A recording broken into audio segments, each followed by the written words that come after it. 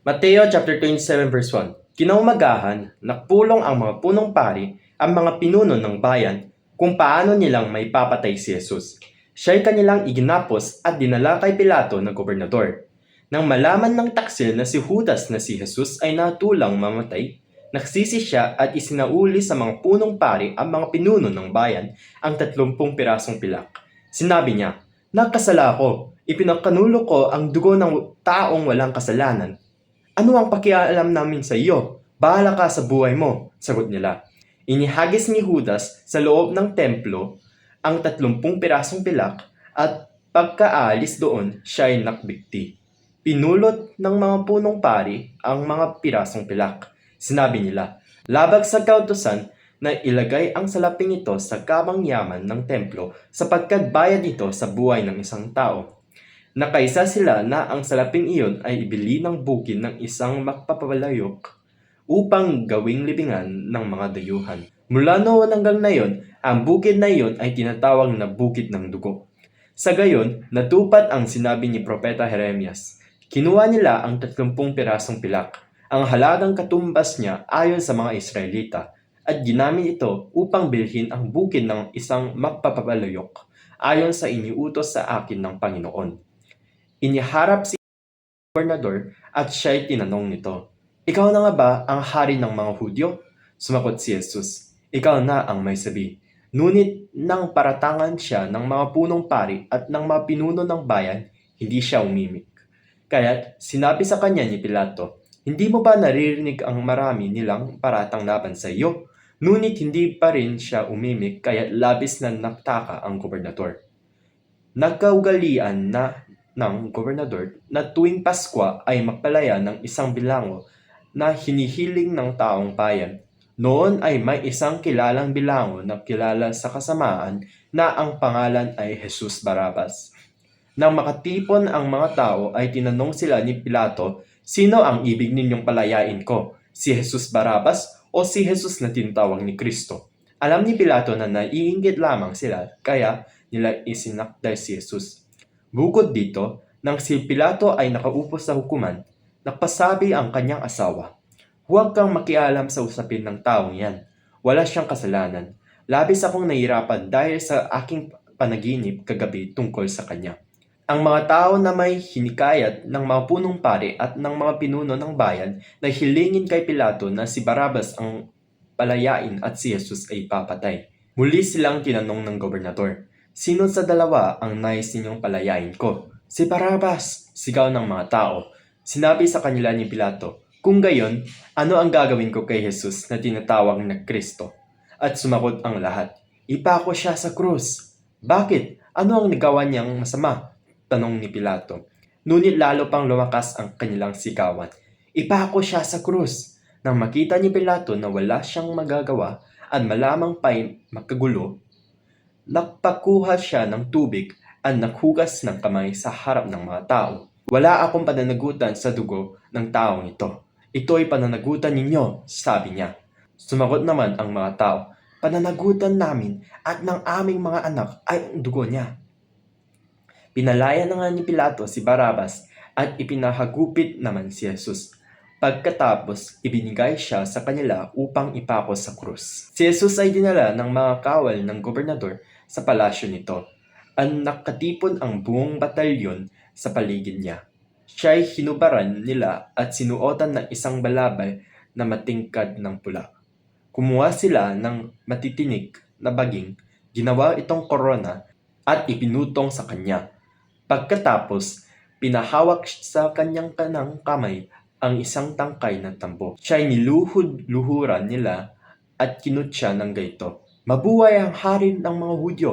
Siya'y pinagtuduraan pa nila. Kinuha nila ang tambo at ito'y inihampas sa kanyang ulo. Matapos kutyain, hinubad nila ang balabal at muling sinuotan ng sarili niyang damit. Pagkatapos, inilabas siya upang ipako sa krus. Paglabas ng lungsod, nakita ng mga sundalo si Simon na taga Cirene. Pilit nilang ipinapasan sa kanya ang krus ni Jesus. Dumating sila sa lugar na tinatawag na Golgotha, na ang kahulugan ay pook ng bungo. Binigyan nila si Jesus ng alak at hinaluan ng apdo. Ngunit nang matikman niya iyon ay hindi niya ininom.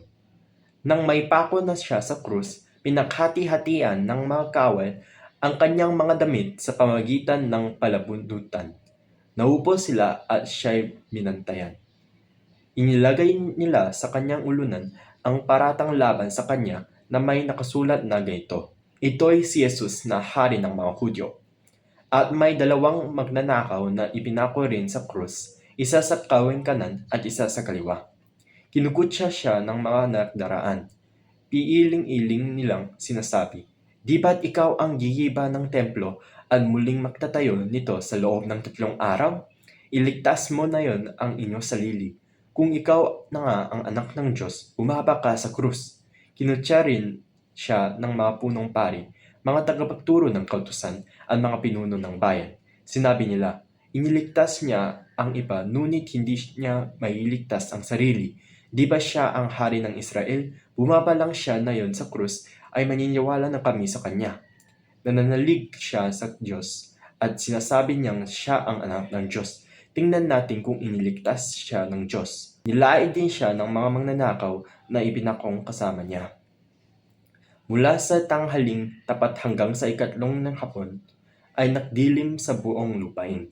Nang mag-aalas 3 na ng hapon, sumigaw si Jesus, "Eli, Eli, lema sabachthani," na ang ibig sabihin, Diyos ko, bakit mo ako pinabayaan?" Ito ay narinig ng ilan sa mga nakatayo roon, kaya't sinabi nila, "Tinatawag niya si Elias."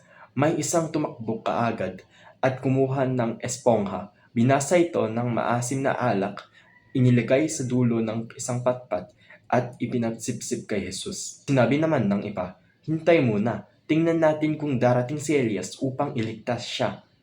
Muling sumigaw si Jesus ng malakas at siya'y nalagutan ng hininga. Biglang naghati ang tabing ng templo mula sa itaas hanggang sa ibaba. Nayanig ang lupa at nabiyak ang mga bato. Nabuksan ang mga libingan at muling nabuhay ang maraming banal na namatay. Lumabas sila ng libingan at pagkatapos na muling mabuhay si Jesus, sila'y pumasok sa banal na lungsod at do'y marami ang nakita sa kanila. Nasindak ang opisyal at ang mga kawal na nagbabantay kay Jesus nang maramdaman nila ang lindol at magsaksihan ang lahat ng nangyari. Sabi nila, "Tunay na siya ay anak ng Diyos." Naroon din ang maraming mga babaeng nakatanaw mula sa malayo. Sila'y sumunod kay Jesus mula pa sa Galilea at naglingkod sa kanya. Kabilang sa kanila ay si Maria Magdalena, si Maria na ina ni Santiago at ni Jose at ang asawa ni Zebedeo. Pagsapit ng dilim, dumating si Jose, isang mayamang taga-Arimatea na tagasunod din ni Jesus. Hiningi niya kay Pilato ang bangkay ni Jesus, kaya't iniutos ni Pilato na ibigay ito kay Jose. Nang makuha na ang bangkay, binalutan niya ito ng malinis na tela ng lino. Inilagay niya ito sa kanyang bagong libingan na ipinakuga niya sa bato. Pagkatapos, iginulong niya sa pintuan ang isang malaking batong palakip at saka umalis. Naroon sina Maria Magdalena at ang isa pang Maria na nakaupo sa tapat ng libingan.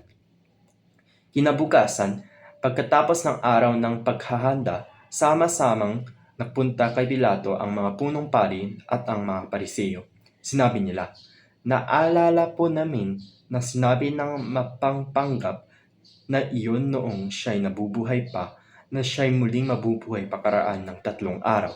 Kaya pabantayan po sana ninyong mabuti ang libingan hanggang sa 3 araw. Baka pumunta doon ang kanyang mga alagad at kunin ang bangkay at pagkatapos ay ipamalitang siya'y muling nabuhay. Ang pandarayang ito ay magiging masakul pa kaysa una." Sinabi sa kanila ni Pilato, "Kumuha kayo ng mga kawal at pabantayin ninyo mabuti ang libingan." Kaya pumunta na nga sila roon at tiniyak na hindi mabubukasan ang libingan, nilagyan ng tatak ang batong panakip sa libingan at pinabantayan ito sa kawal. Amen.